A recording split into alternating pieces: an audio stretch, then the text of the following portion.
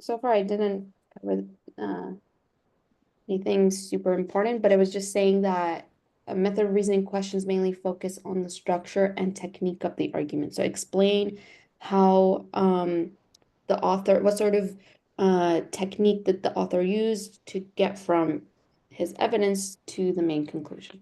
Okay, I'm just reiterating for the recording. Um, Thanks. so there are two different structures that you would see in the stimulus for these questions. Either you get a one speaker argument, very simple, or you get two speaker arguments. Um, Two distinct speakers with two arguments. Okay, so one of those arguments is going to make a point, and then the second argument with the second speaker is called a counter argument, meaning that second speaker is going to rebut or go against the first argument. Okay. Okay. Um, and your job is to mainly analyze the technique that was used in the second argument. Remember, the second argument is usually the counter argument. Counter meaning literally going against the first original argument. So figure out what technique was used in the argument that is kind of like arguing against the first one. Does that make sense? Mm-hmm. So like the first argument would be sugar causes diabetes, and then the second argument would be actually it doesn't according to the research, blah, blah, blah. So the second Mm-hmm. one is going to be a counter argument countering the first one. All right. Gotcha. Okay. Just like a quick word about these questions. They could be tricky, mainly because of Mm-hmm. the way the answer choices are phrased in these questions. So they will really confuse you in the answer choices. There's nothing difficult about the stimulus, nothing difficult about your task for these questions. Uh, the only difficulty is understanding what the hell each answer choice means. Mm-hmm. Okay, because they will word it in a very complicated way most of the times. But the good news is that we have a tool to combat this, and that is translating. So translating is going to be your most important job for method of reasoning questions. Translating the answer choices. Okay. Mm-hmm. I always advise all my students to translate the difficult answer choices regardless. If you read through an answer choice for any question and you don't quite understand after reading it the first time, go back and translate. Okay. But for these questions specifically, you need to be translating all of the answer choices diligently. Okay. And another good thing about them is that you only get one or two of these questions per section. So you're not gonna like battle too hard with them that often. They're not very Mm-hmm. common. Sometimes you don't get any at all, but most of the times one to two per section out of 25 questions. So how do you recognize that you're dealing with a method of reasoning question? Usually they would phrase it in one of these ways. The argument proceeds by, and then they stop there, and then they give you five choices. Or X responds to Y's argument by doing which one of the following. The argument employs which one of the following argumentative strategies. The argument does which one of the following. Which one of the following most accurately describes the method of reasoning. Okay. So the more you drill them, when you're drilling them, pay attention to the way the question is phrased. Mm-hmm. Because I know you're not gonna have this trouble now identifying each question types because you're only doing that category. But when we start Right. mixing everything up, you're gonna be like, wait, which Mm-hmm. one was this? So this is for that. Yeah. Okay. Um, so make sure that you're paying attention to the way they would phrase the words when you're drilling, because this is gonna come Mm-hmm. in handy when we start doing sections. Okay. Um, any questions so far? Uh, no, I mean, I think, uh, Okay. is it kind of like, are they gonna, I don't know if I'm getting ahead of myself, but are there gonna be like indicators for to know Um, if it's method of reasoning, or would it be like those question types? there are n not really indicators, but there's some patterns that I'm gonna discuss. So give me one Okay. second. Let me turn on. So there are some specific patterns that repeat, and we'll talk about those. So Mainly, a method question is just asking you to figure out what tactic is the author is using to Mm-hmm. make their conclusion. Okay, what tactic in reasoning. So there are a lot of tactics, and that's the pattern I was talking about. I'm just gonna like introduce you to a bunch of most common tactics that they use. Um, so ask yourself, did they use, and these are some of them, did they use, did they cite specific sources and evidence? Did they use metaphors, comparisons? These are all the methods of reasoning or tactics. Did they use conditional logic, which is the diagramming that we talked about, right? Did Mm-hmm. they use causation? That's what we're going to get into. We're going to talk about extensively in strength and weaken questions. Did they make assumptions? Did they make any generalizations? So here I've kind of like given you a list. Oh, okay, Keep in cool. mind, the list is not exhaustive, meaning this is not all that there is, but Mm-hmm. it's a good chunk of it, of like the ones Yeah, that repeat themselves. Um, gotcha. and I've given you an example for all of them. So make sure you get very familiar with what each one is. Mm-hmm. The first one is the first common method or tactic to make an argument or a method of reasoning is called using an analogy or parallel reasoning. This is when you draw or make a comparison between two similar situations in order to support your conclusion. For example, a lighthouse guides ships safely to shore, just as a teacher guides students towards knowledge. So, a lighthouse and a teacher are being analogized here or Mm-hmm. compared. Mm-hmm. Okay. So, the author drew an analogy between a lighthouse and a teacher. They're completely different things, but Right. they have a similarity at the same time because a teacher and a lighthouse, they both provide direction and guidance when you're navigating challenges. Okay. So that's what I mean by analogy. So Mm-hmm. they're kind of very different, two very different things that are common in one specific thing or have one specific similarity. Okay. Would you consider parallel reasoning to be the same as an analogy, or be Yep. different? I mean, it depends. Because I've heard parallel reasoning, but I just don't know what it meant. Yeah, yeah. So parallel reasoning is when you actually it's funny because parallel reasoning is its own specific question type that we're gonna go Mm-hmm. over. So we have a one full lecture on parallel reasoning. Don't worry about it. Okay. We'll get into it. But basically, in simple terms, it's when you are um when you use like we'll do a question at the end of today's class that uses parallel reasoning. You'll know what I mean. That when you use your way of reasoning to apply it to a different scenario. Mm. Okay.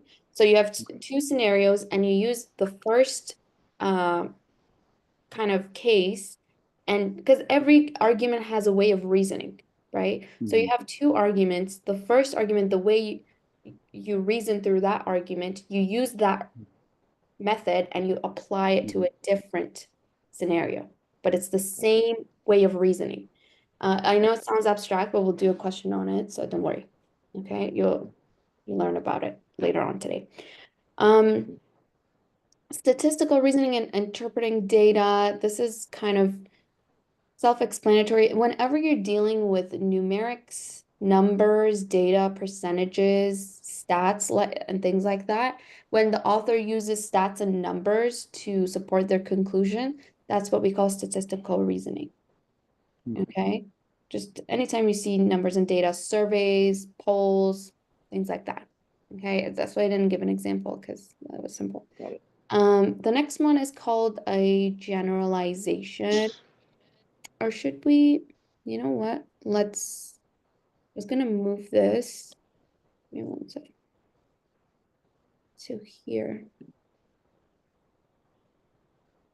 Mm,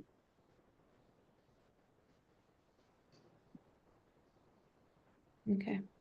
So, because these are kind of parallel. Okay.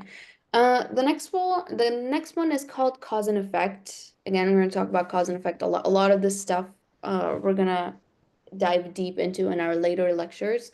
But cause and effect is when you literally say like one event or condition is causing another event to happen. For example, eating too much sugar is causing diabetes. So Mhm. sugar would be the cause, diabetes would be the effect. Mhm. Okay. Anytime that they would say one event is causing an or creating another event to happen, that's cause and effect. Or causality or causation. Okay. Okay.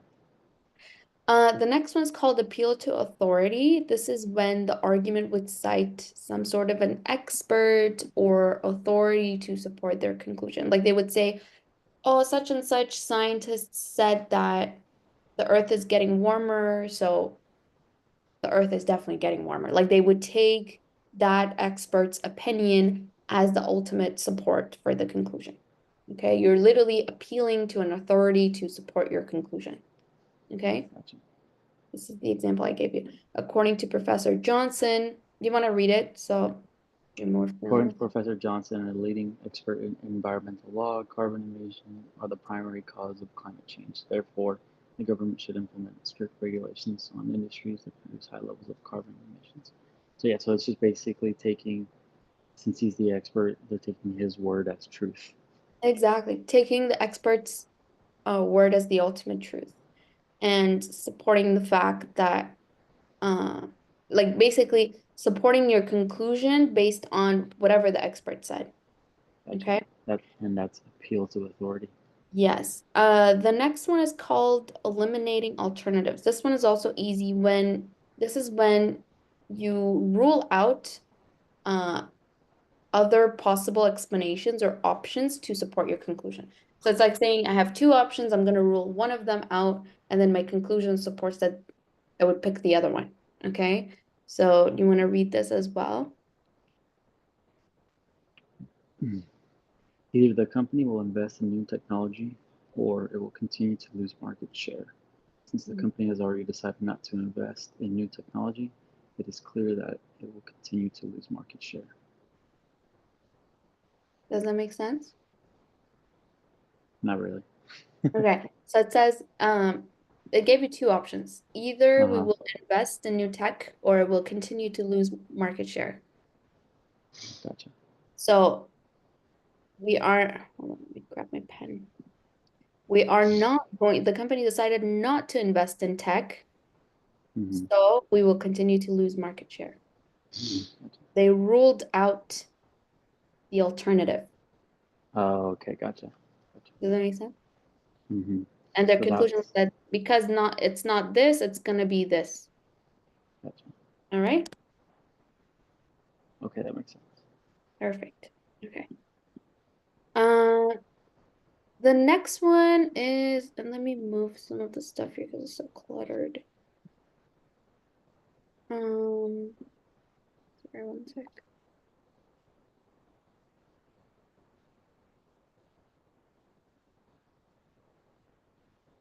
Oops. Okay. So, the next one is called generalization. This is when you make a very broad conclusion based on a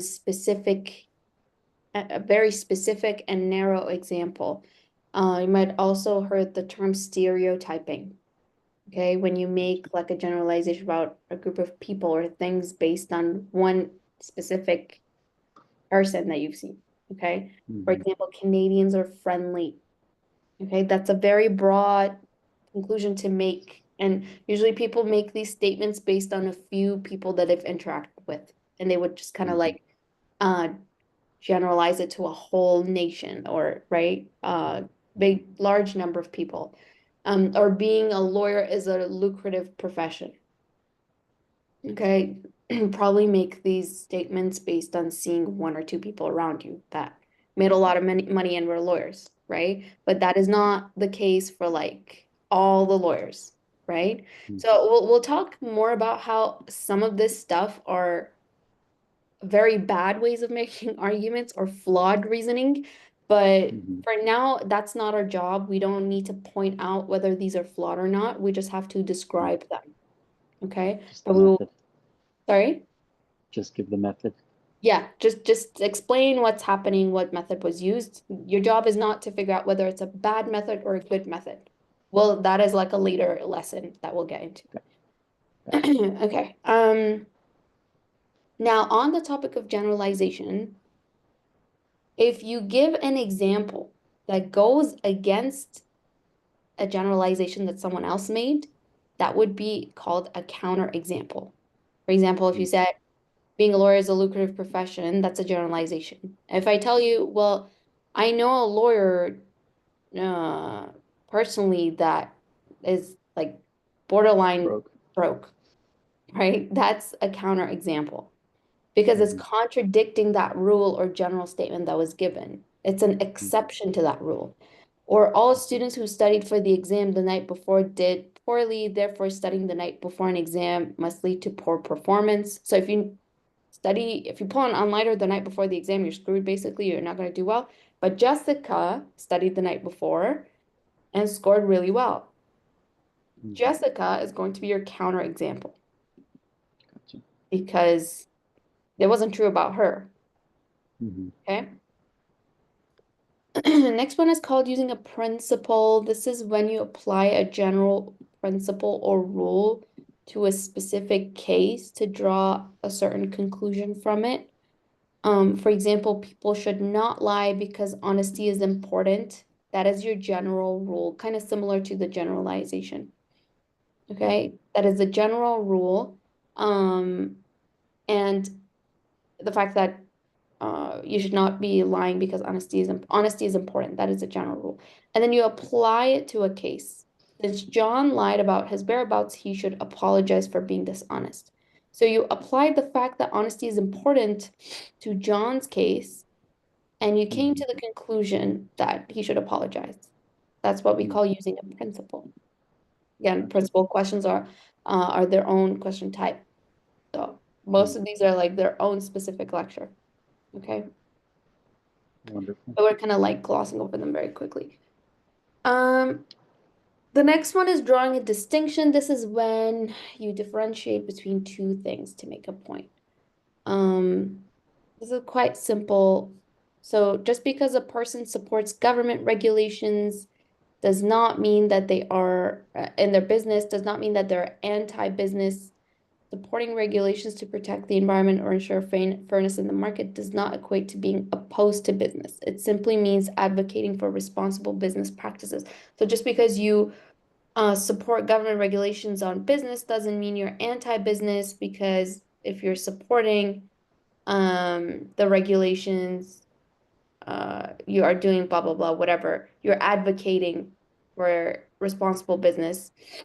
So that's different than being anti-business. Like you're differentiating between being anti-business and Mm-hmm. supporting government regulations on business. Okay. If these sound complicated, it's because I took them from actual outside questions. So maybe I should simplify them, but um you get the point. Good enough. Yep. Literally making like a distinction between two different things. Okay. Or like emphasizing that hey, do these two things, even though they might sound Mm-hmm. similar, but they are different. That's called drawing a distinction. Gotcha. And the next one, conditional reasoning, we talked about these last class, right? Mm-hmm. If then statements, using if then statements to support the conclusion. If it rains tomorrow, then the picnic will be canceled. Okay. So that's conditional reasoning. Anytime you see any of those signal words, indicator words, Mm-hmm. you see if then statements that has you start diagramming, that's called conditional reasoning. Gotcha. Um, The next one is called making an assumption or an inference. This is when you rely on an unstated premise or assumption, meaning like um to reach a certain conclusion. Mm-hmm. So an assumption or an inference is kind of like a sentence that's missing from the argument, and you just Mm-hmm. kind of assume it or that it is true to Mm-hmm. kind of make a connection between the sentences and the argument, but it's not. it's not mentioned there. Your brain just automatically creates the link between them. Mhm. So, for example, saying John always drinks coffee in the morning and is consistently energetic throughout the day. Therefore, coffee must be the reason John feels energetic. Okay? So, what you've done here is you've assumed that Mhm. is the coffee is the only reason that John is energetic, and like he's not using any other performance enhancing substances. He's not working out. Like you're only Mhm. narrowing it down to coffee. You are ignoring the fact that there could be other things that are making him energetic. Okay? Mhm. So, that's an assumption or an inference. You kind of like read between the lines. Mhm. Okay? Um, the next one is called addressing a counter argument. I kind of touched on this in the beginning. I said when Mhm. you have like one person saying sugar causes diabetes, the second person saying, hey, it actually doesn't. The second one is Mhm. called a counter argument. But when you address a counter argument, this is when the first person says, I think sugar causes diabetes. Even though some people might say it doesn't, research shows that when you eat too much sugar, it spikes up your blood sugar levels or whatever. And in the long run, it will fatigue your system. You'll end up uh, developing diabetes. Mhm. Okay? That's called addressing a counter argument, meaning you already predict what your opponents are going to say and you counter that in your argument. Oh, Okay? in the initial argument? Yes. You're like, Ah, this is my point, even though some people are gonna disagree with it, but gotcha. for this and this reason, they are wrong and I am right. So you Gotcha. are already gonna predict it and like come up with Mhm. an answer to what Gotcha. your opponents are gonna say. Okay? This is called addressing a counter argument in the original argument. So many Gotcha. people argue that raising the minimum wage will lead to job losses and hurt businesses. However, research shows, so this is what they would think, right? Mhm. And now he's countering it. However, research Mhm. shows that increasing the minimum wage um, will actually boost workers' productivity, reduces whatever, helps businesses in Mhm. the long run. So he's saying these people are probably going to say why increasing minimum wage is bad, but hey, this is why research shows it's actually good. So therefore, we should raise minimum wage to have a better Mhm. economy. Gotcha. Okay. So he already predicted it and countered it. Okay. So now I have kind of like analyzed the I've given you like sort of like a map to analyze the stimulus and the answer choice. And Mhm. then I have also summarized it in the attack sheet. So it's very important to, this is a more condensed version of this basically. Gotcha. Um, um,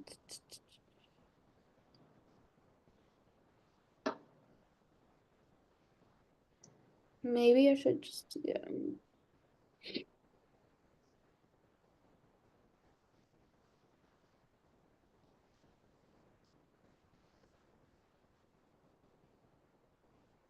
Mm, okay, all right. I'm not, I'm tempted whether or not I should get rid of this because I've noticed people take this too far, but let's see. Um, so when you're analyzing the stimulus, basically you want to do a few things. First of all, you want to identify your conclusion and your support. And then Mhm. you want to ask yourself, are there two speakers or is there just one speaker? Okay. Okay. After that, you want to ask yourself, if there's a rebuttal, meaning if like one person is going against the first person's argument, are they going specifically against the first person's conclusion or evidence? That's Mm. very important because you could only go against an argument by doing two things, either going against the evidence or going against the conclusion. So which one is he going against? Okay, that's important. And then I would try to refer to the list. Okay. Okay. See if I could remember anything and if I see anything familiar from the list, but I would Mm-hmm. not. I've taught this this updated slides. I have used them with two new students, and I've noticed both of them trying really hard to force stuff from the list. And maybe you'll see stuff from the list 40% of the time, but 60% of the time it's gonna be something like it's gonna be a method of reasoning that is not very like and it doesn't go into a specific category. Okay. And it's something that you just have to describe. It's not necessarily generalization or analogy. So take this with a grain of salt. Like, please do not try to force this stuff. You're not going to see this stuff all of the time. Mm-hmm. Okay. So just be familiar with them to the point where if you see it, you catch it. You Okay. recognize it. Yeah, you recognize it. Not that it has to be one of these. And like, if it's not, then like, no, right? It doesn't have to be from the list. It's But not just that be deep. familiar with the patterns in the list. Sorry? It's not that deep. Yeah, yeah. So, another thing, make sure that you are not adding any new information or going outside of the stimulus when describing. Just be very descriptive in your language when you're predicting or like trying to pick the right answer choice. Okay? Mm-hmm. So just describe what is the method. Don't try to bring anything new into the stimulus. And when you're analyzing the answer choices, because that's a different sort of analysis, the most important thing is to translate the answer choices. Extremely important. Okay. Okay. Um, then you want to ask yourself, when reading each answer choice, so let me add this. When reading each answer choice, ask yourself, did this happen in the stem? Or did the author do this? Okay. Mm. Because like they would say, for example, oh, the author used a counter argument in order to like justify their conclusion or whatever. Ask yourself, Mm-hmm. did the author use a counter example or counter argument, or was it Mm-hmm. something else? Mm-hmm. And when you're going through the answer choices, get rid of anything that sounds super off and out of context. Anything that makes you go, wait, what the hell? Mm-hmm. Get rid of those because for method questions, a lot of the answer choices are going to be super out of context. Okay, as long as you can understand what the answer choice is saying, it's easy to Mm-hmm. eliminate it. But first, you have to get what it's saying because Right. it just worded really weirdly. Okay. But once you understand what it says, most of them are easily like you can easily get rid of them. Mm-hmm. Um, and then two more things that I've given you here. Granted, you don't need to do, so maybe I should add optional or use if you are stuck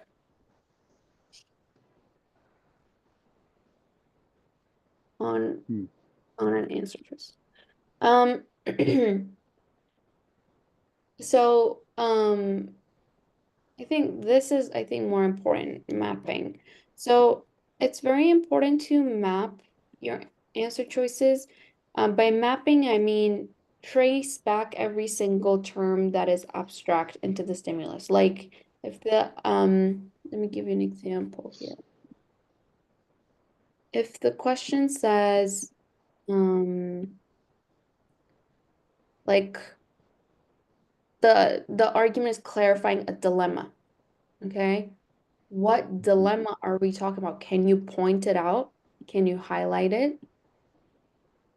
That's going to be mapping. Okay. Okay. Or, hold on, let me see. Oh, or this one proposes an alternative explanation.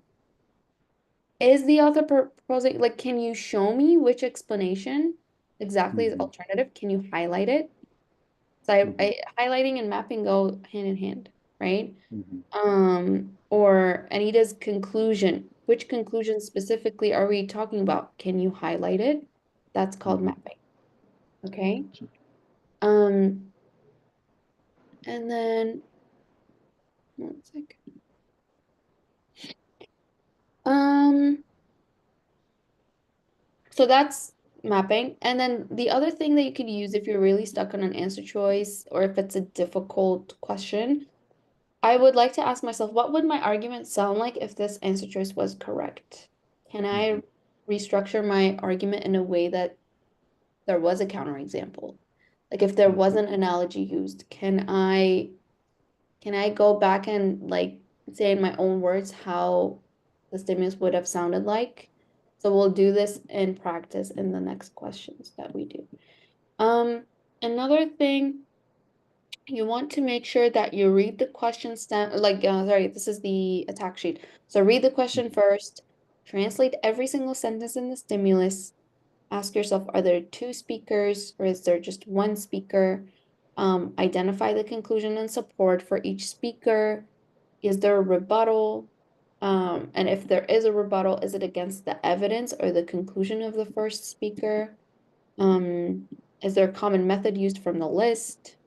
Translate your answer choices. Ask yourself after looking at every answer choice, is it something that it's, or, all right, let me replace this. Did this happen in this? Did the author do this?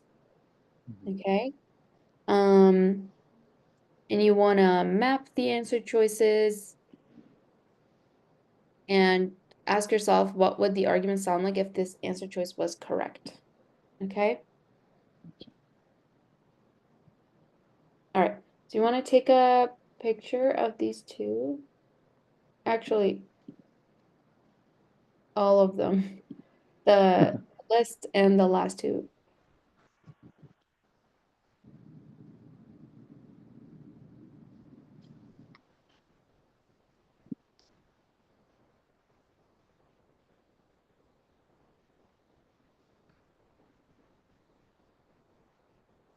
Okay, this one. And then this one.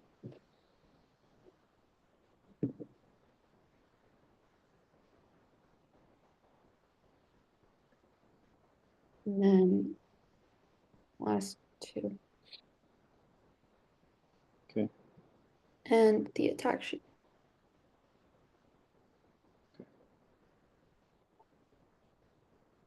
Okay, perfect.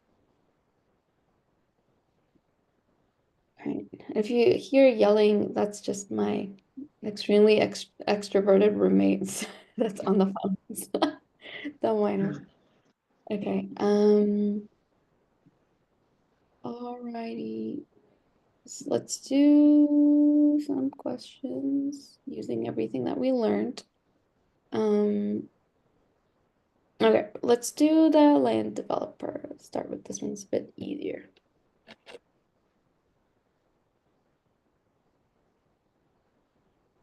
Number 4. Let's see. Land developer. By Mhm. attempting to preserve endangered species that otherwise would become Hold on. We extinct. read the question first. So, You're right. yeah, follow your attack. The method of environmentalist uses to object to the land developer's argument is to, okay, Mhm. All right, and then just go from the top and start reading sentence by sentence.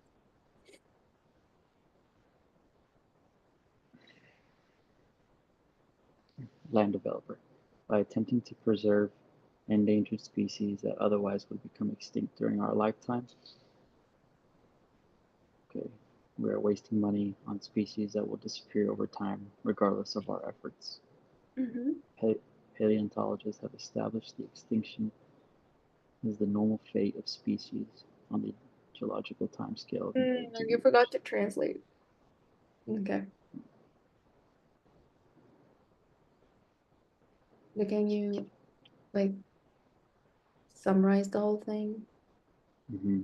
Or did you not Uh, like if you but I don't know, I feel like some people, very few people that a lot like for the past 2 years that I've worked as a tutor, I've probably seen one or two people that can process as they read, but if you can hmm. do that, great, but 95% of people can't. So That's if true. you read it and you didn't understand it, then translating is a must for you. Okay. Okay. All right, let's start over. By, by attempting to preserve endangered species that otherwise would become extinct during our lifetime. Okay, so attempting to preserve endangered species. We are wasting money on species that will disappear over time regardless of our efforts. So no matter what we do, they're gonna extinct anyways. Exactly. I like the way you phrase that. So if we're no matter what we do, they're gonna go extinct anyways. Like there's no point in us wasting our money to try to save them. Okay. Paleontologists have established that extinction is the normal fate of species on the geological timescale of millions of years. So experts have established that this is their fate on the timescale of millions of years. Mhm. And this was the land developers' argument. Yeah, so the basically said technically like no matter what we do, these animals are gonna disappear anyways. So there's no point in trying to save them if Right, if they're gonna like in the long run they're not gonna exist anyways, right? right. Okay, and what does the environmentalists think to that? To claim that we should let species disappear because all species eventually die out makes about as much sense as arguing that we should not spend money to find a cure for cancer because all humans are immortal, inevitably mortal. Um, so basically, what the environmentalist is saying is it's absurd for you to say that we shouldn't try and save these people or try and save these species Mhm. just because we know they're going to die. And then Yeah, he used it's not an analogy, it but isn't it's like a it is an analogy. Okay, so the a analogy of a human or with cancers yeah, or a parallel. parallel reasoning. That's the example I told you about. So Yes. they're using the same reasoning that the land developer used, and they're Mm-hmm. applying it to a different case, which is cancer. And they're like, see how ridiculous this sounds if we apply it Yeah. to a different case? So your Mm-hmm. line of reasoning is stupid because if we apply it to cancer, see how stupid it sounds or like how ridiculous Mm-hmm. this is. Right. So they've paralleled that line of reasoning and applied Mm-hmm. it to a different case. That's what we call Okay. parallel reasoning. Okay. Perfect. So the method the environmentalist uses to object to the land of the is to okay a clarify a dilemma that is in Go back to the attack sheet and see uh how to analyze the stimulus. Okay. What is our next step after translating?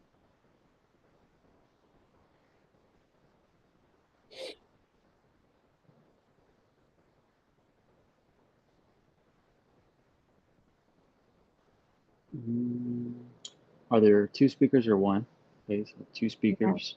Hmm. It's the environmentalist and the land developer. I identify the conclusion and support for each speaker. So the conclusion that the land developer is making is that we shouldn't save these species because they're going to die anyways. The support is the paleontologist um, saying their pattern of extinction. This one, yeah. Hmm. That's the support. Oh, oh my God, I have to go turn on the lights. My roommate turned it off. One second. Yell at her.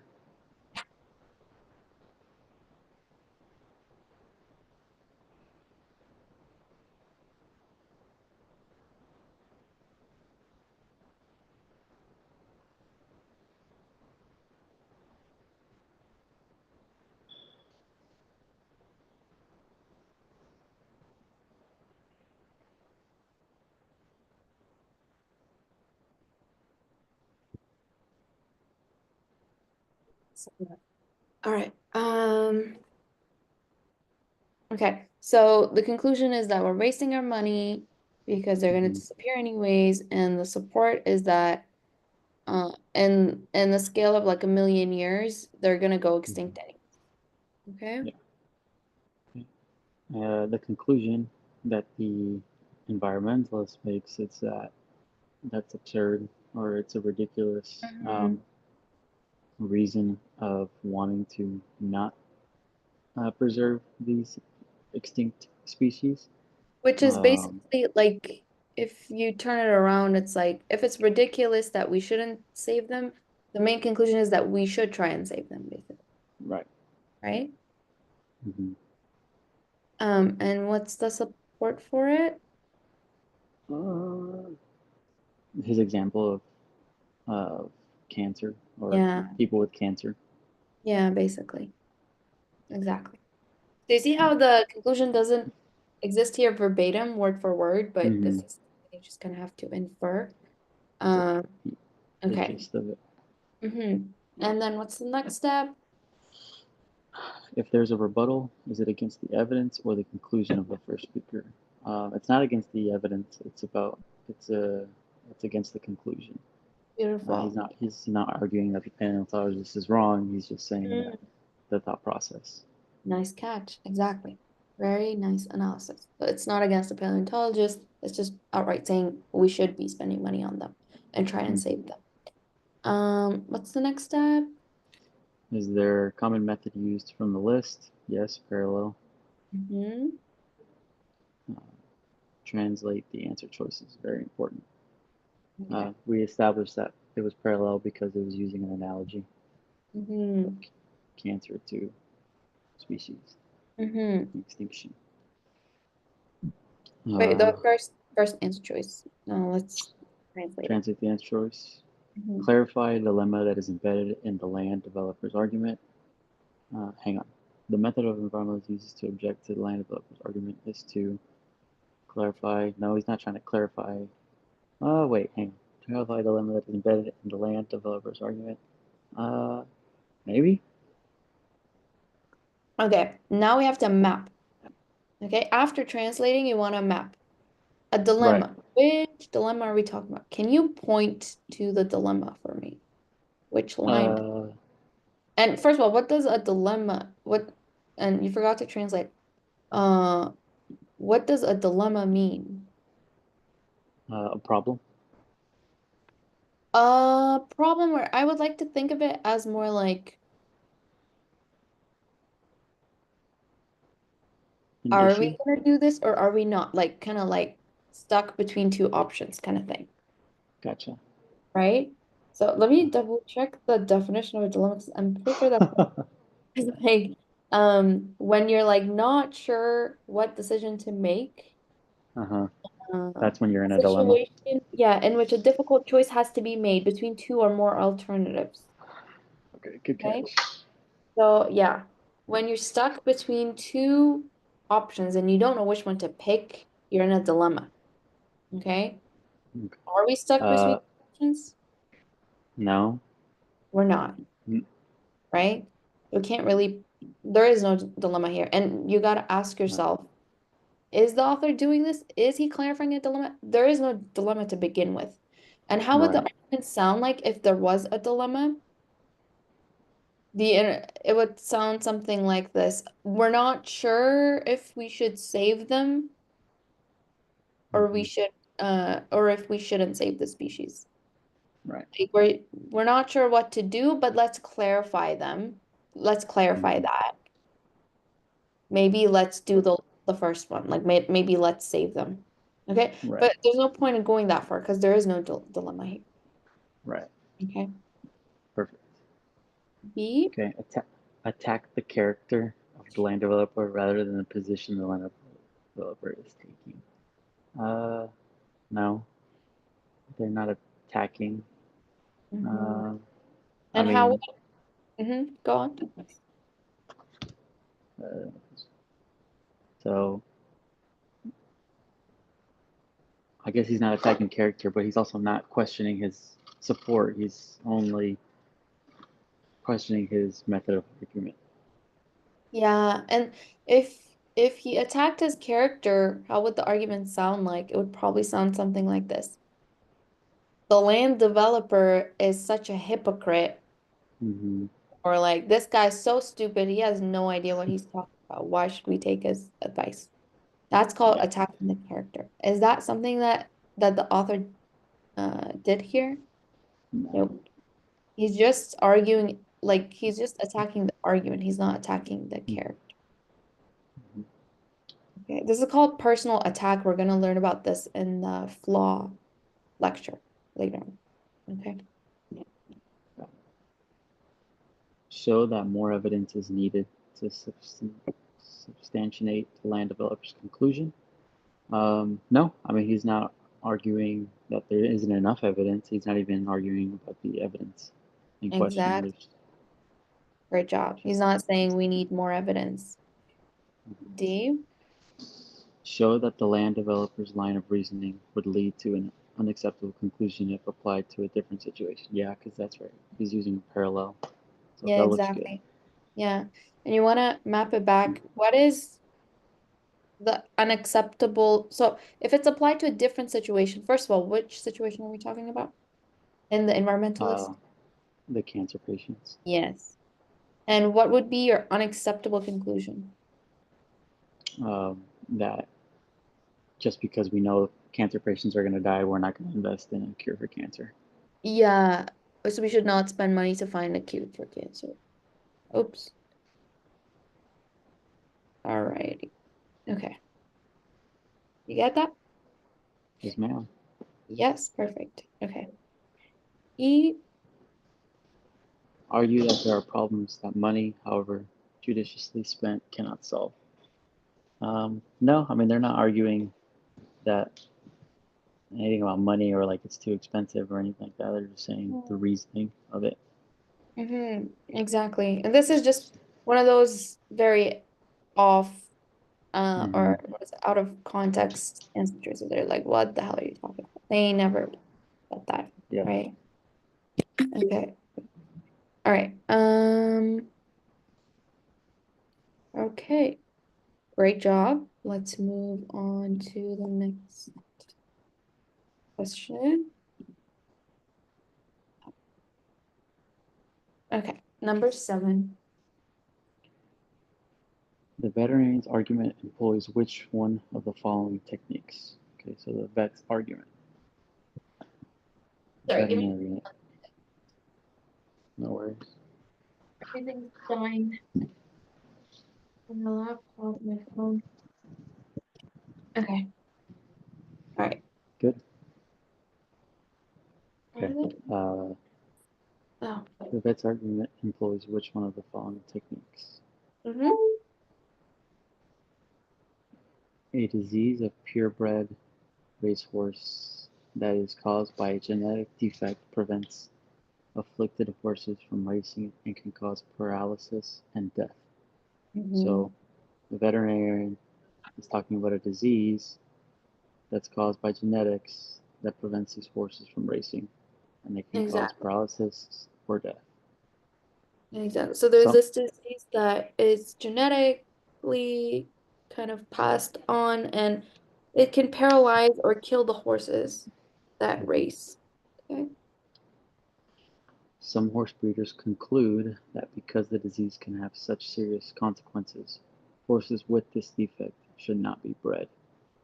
So, others, the vet saying that breeders that are saying that because of the consequences are so great that we shouldn't breed these types of horses. Yeah, because it's really like the symptoms or like what happens to them is very severe, right? Right. Okay. But But they are wrong because in most cases, the severity of the disease can be controlled by diet, medication. Mhm. So it's stating that the horse breeders are wrong um, because there's been, I guess, evidence that diet and medication can help combat these symptoms. Mhm. And the defect also produces horses of extreme beauty that are in great demand in the horse show industry. Mhm. Exactly. All right. So what's the next step? Um, Translate every sentence. There's two speakers. Yeah, I mean, there's two speakers, the vet and the horse breeders. Yes, great job. To Which identify the part? conclusion and support for each. So the conclusion that the vet is making is um, that these horses can still be bred and still be Mhm. made. Um, But what's the conclusion of the reader? of the breeder, their conclusion is that these horses should not be bred due to the Mhm. symptoms. Perfect. Okay. And then the, you know what? Let me change this.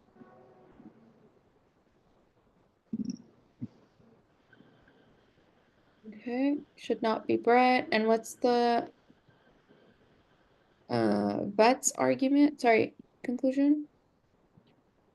The vet's conclusion is that um, because we have medication and diet control, we can control these symptoms. And Mhm. also, the defect also produces beautiful Yeah. horses that are in high So demand. we the fact that they are wrong or we could possibly breed them. Mm. Okay. And the supports for each? The support for the vet is um, the diet and the medication, Mhm. and the support for the horse breeders, uh,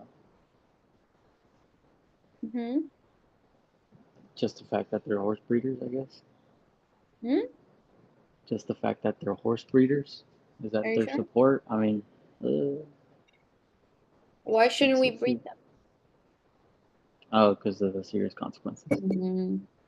Okay, Right. this big fight because that also introduces that always introduces the Support. yes. Yeah. Yes. Okay. So support, conclusion. All right. Mm-hmm. The greens are the vet and the orange Mm-hmm. is the breeder. Okay, what's the next step? If there's a rebuttal, is it against the evidence or the conclusion of the first speaker? Um, well, there's a rebuttal, Mhm. but it is against the conclusion of the second speaker, the horse breeder. Exactly. Great job. Is there a common method used from this list? Uh, You want me to pull up the list? I just went back. Counterexample? But no, because the vet would continue with that, right? Before even bringing in the horse breeder. Mm, I mean, okay, is there a specific example here? Because counter example has to be an example. Can you Hmm, point to the example? right.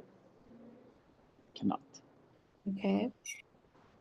Hmm, it's not stats. It's not. Hmm,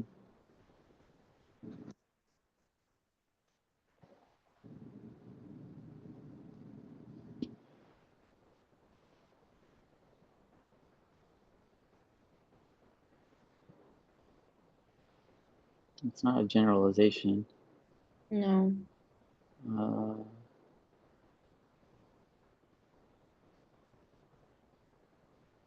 it's not an if then. Mm. I'm gonna save you some time. It's neither. None of none of the stuff on the list. Okay. Well, thank Uh, you. no worries. So that's why I say like you're not gonna see the stuff on the list all the time. All right. If it's Hmm. not jumping out at you, it's probably not from the list. Okay. So let's look at A. So first of all, translate the answer choice, ask yourself, did the author do this? And then map if you need to. Okay. Okay.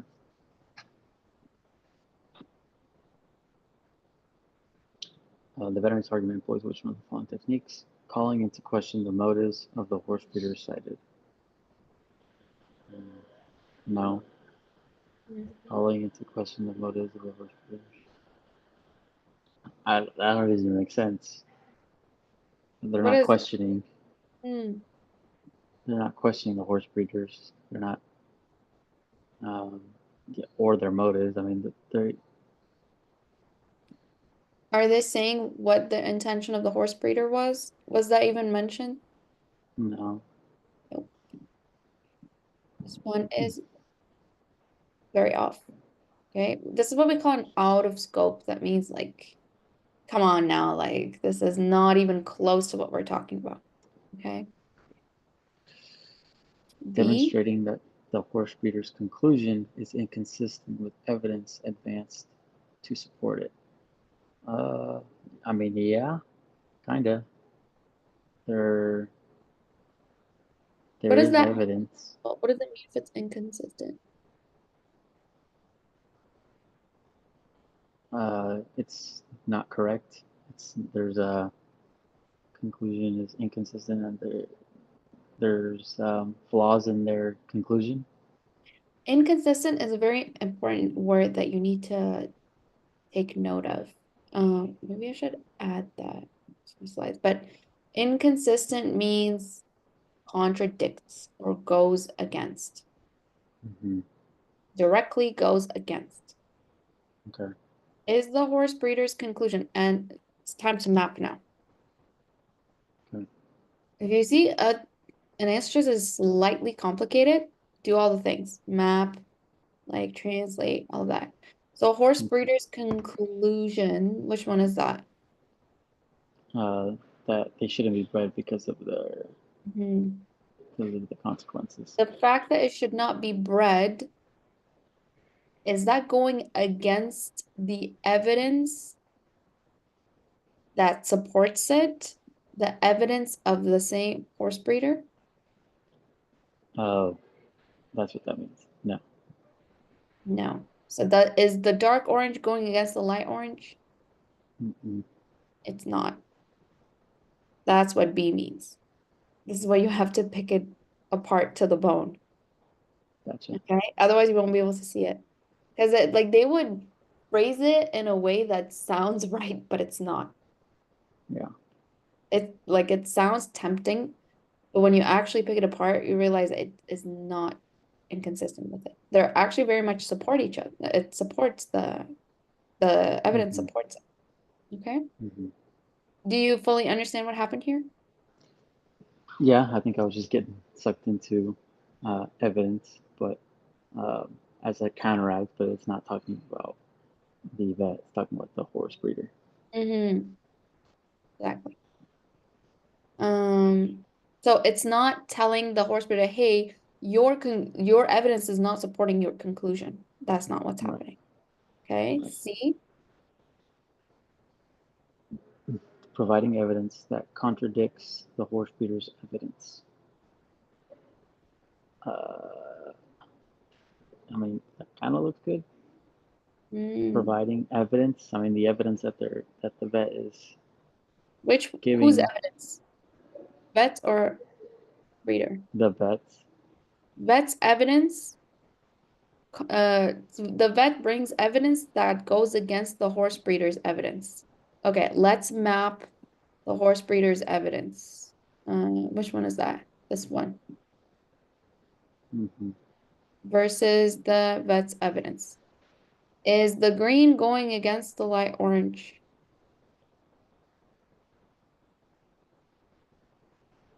I mean, no, because it's still saying that there is severities. Yeah. They can they're it's just explaining that it can be controlled.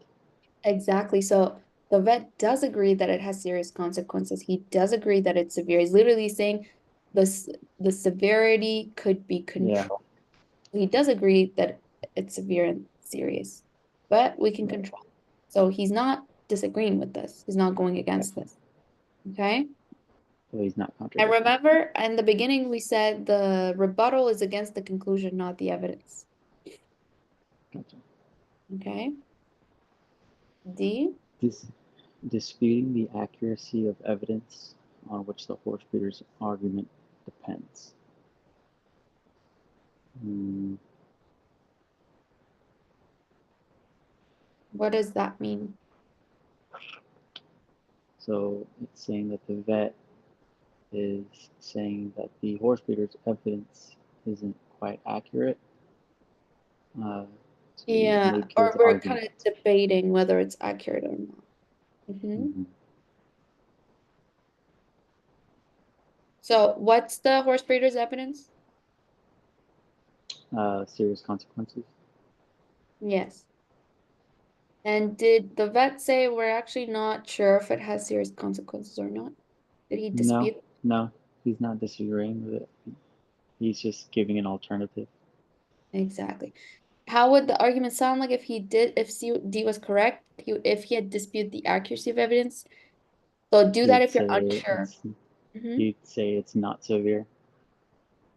Um, so dispute is not outright rejecting. It's like saying, oh, kind of debating. Oh, we're not sure if it's like severe or not. It's not exactly entirely obvious if it's severe, something like that. Kind of going against it, right? E. Introducing considerations that lead to a conclusion different from that of the horse breeder's argument. So it's saying that the vet is giving those considerations of consider a controlled diet, Mm-hmm. medication. Mm-hmm. So that leads to a different conclusion than what the horse breeder has. Mm-hmm. What is this different conclusion? Um, that although it is severe, we can control these symptoms by a Mhm. controlled diet and medication. And we can breed them. Correct. And we can still That's breed them. We can still breed them, and that conclusion is different from the horse breeder's argument, which says That they should not be bred. exactly. So just by introducing medication and diet considerations, we could Mm-hmm. get from saying we shouldn't breed them to maybe we We can breed. should. Yeah. You see that? The way they would phrase they phrase it. Yeah.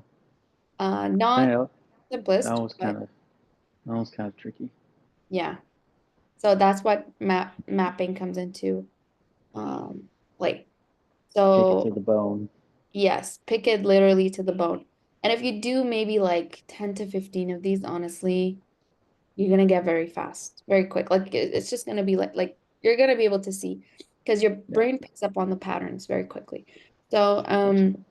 you understand the concept of mapping, right? Introducing Mm-hmm. considerations, which considerations literally like Mm-hmm. arrow back uh Yeah. lead to a conclusion. Which conclusion are we talking about? Vet's conclusion. Mm-hmm. Yeah. That's different from the horse breeder's argument. What was the horse breeder's argument? Literally just arrows pointing back to what the stimulus said. Okay. Fair. I know it looks crazy, but you get the point. No, no, yeah. I mean, it Perfect. makes sense. Awesome. So for homework, just do the questions that we talked about, like the method of reasoning questions. I'll send you Mm-hmm. the slides as well. Slideshow. Sweet. Okay. Perfect. And then let me know what you want to do based on what you're gonna do this week. Mm-hmm. When we meet next class, let's decide if it was a productive week, we can, and you feel good about the questions, we could move forward. Mm-hmm. If not, we could either take a break from class and you can catch up, or we could just do Mm-hmm. just questions that we have covered so far next class. There'll be like a review of everything we've done. Can we review our next class? Because I For think sure. I want to do I want to go back, and I know I've been like selecting different types for my drills. So I think I want to break it down and be like, hey, like for this hour or for these 30 minutes, I'm going to do main conclusion. For this one, I'm going to do methods or whatever. And For sure. then we can review and like put it all together. For sure. Sounds great. We'll just do like a mix of everything next time. Just a little, yeah. Just because, yeah, I don't know. I think I was having trouble. Like I said, I was getting the answers right on on from the lesson from last week, Conditionals, but yeah. I from the conditionals, but I wasn't mapping anything. So Are I you, feel like I was, were you putting it down on paper? Were you diagramming on paper? yeah, I was trying to, but like I think, Send me the I guess, question that you were struggling with. Maybe I can figure out yeah, what. I wrote them down. Okay, perfect. Yeah. Just send us, I can figure out what went wrong. Okay. But conditionals do take a while for most people. So, and they're gonna repeat themselves in every question that we do. So you're gonna see them a bunch. Um, Okay. and like you're gonna get more practice in. But just remind me to cover, like do a review session next class. Okay. Okay. All right. Um, can we do? Did you say Wednesday works good for you or Thursday? Yeah, same time. Like today I had to run an errand. That's why I was late, but like just I don't know, 4 p.m. Does that work for you? Let's just keep it 4 p.m. Yeah, that Okay, works. sure. So So, that's 3 p.m. for me. Yes. but if it doesn't work, let me know. That's my first day off. So I had to, because I worked the night before. Oh, are you So gonna like, be so like, I'll be awake by then. I usually wake up like around 1 or 1:30. okay? Okay. If anything, just text me. Okay. Question. Mm-hmm. How many students do you have right now? Um, I don't know, maybe 8 or 9. Damn. Yeah. Oh, And so I'm you are busy. sorry? So you are busy. Yeah. And I'm kind of like getting nervous because I need to start preparing for exams and yeah. Hmm. But why? What were you No, I was thinking? just curious. Oh, No, no, I was just curious. usually like in the summers I have like 3 students a day. So, Hmm. but like during my school year, like I try to not take as many. But yeah. Yeah, I got you. Yeah. And I guess I'm assuming they're all on like different timelines. Yeah, and most of them are, what do you mean timelines? Like, Like some are further advanced than I am, or like they're getting ready to take it. yeah, some of them actually, it's interesting because my all I think majority of the other than like 2 students, the rest of 6 or 7 are all part of the new batches of my students. Because the way it works is usually I have, oh my God, yeah, I have like we have a thing. She keeps mistaking the switches. Um, Usually like I have like a batch of students, like Hmm. 6 to 10, whatever. And Hmm. then when they take the test, let's say like they all took the test in January. So majority of Uh-huh. my students graduated in January when they got the score that they wanted. Um, so like they got into their schools, they got the scores they wanted, most of them, and then I had to take like a new batch of students. So they're Right. all kind of like starting new. And then that's how I like kind of like update all of my slides with the new batch, like Hmm. add more things, stuff like that. Yeah. But I think other than a few of them that have been with me since last year, because some of them do drag it for a long time, not gonna lie. Yeah. Um, Yeah. some of them are quicker, some yeah, everyone's Yeah. different. But yeah, don't worry, you're gonna be fine. As long as you can figure out a study schedule that works for you Hmm. according to your like work obligation and stuff, it Yeah. doesn't have to be a very intense study schedule. Okay? Hmm. You don't need to be a perfectionist on this journey because perfectionism is gonna get on the way, actually, if anything. Yeah, I So, kind of am. sorry, you are? Well, most Kind people, of. Yeah, most people who think of going to law school or end up going to law school are perfectionists. So Hmm. perfectionism is not the way, it's actually on the way. It's blocking the way. Um, I was listening to a podcast about it today. So aim for 70%, not 100%. As long as you can get like 70% in your done in your study Hmm. session for that day, even if it's just Hmm. doing 5 questions, or if you're really tired, just 3 questions. I think doing Yeah, 3 questions if you're really tired is still very doable throughout one day. But yeah. it's not about how high of a quality each study session has. Like if you're thinking, oh my God, I need to sit down and focus for 3 hours, otherwise I'm not going to study. That's Right. not the right mindset to have. Yeah. Because how many times a week with your work schedule are you going to have that time to sit down and focus for 3 hours without being tired? Probably once, Maybe. or maybe not at all. So Yeah. instead of having that mindset, I want you to think, can I get 2 to 3 questions in today between my Hmm. breaks? But like make it a high quality. Like if I'm doing, it's not about how many questions you're doing or how great you feel after your study session. Hmm. It's about, can you do a high quantity of questions, like a high volume Hmm. of questions over 7 days while doing like Hmm. bits and pieces every day that is realistic. So a high Gotcha. quality review of a few questions every day. Hmm. Okay.